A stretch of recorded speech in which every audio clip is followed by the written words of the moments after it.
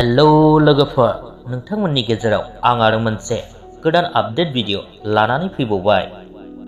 बे भिडिअआ मानि सायाव जागोन नोंथांमोनहा थाम्बनेल आरो टाइटेलखौ नायनानै हमदां मोनखाबाय जानांगौ।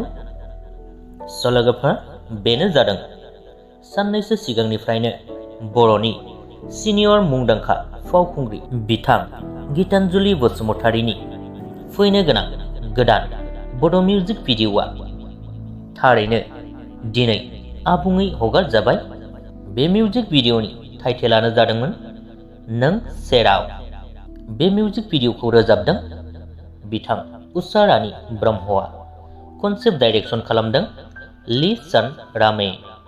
स' लोगोफोर, जायफोर नोंथांमोना बे मिउजिक भिडिअखौ नायनो होननानै नेनानै दंमोन, नोंथांमोनहा दायो अन्शु ब्रह्म फट'ग्राफि चेनेलाव थांनानै बे मिउजिक भिडिअनि आबुं भिडिअखौ नायहैनो हासिगोन।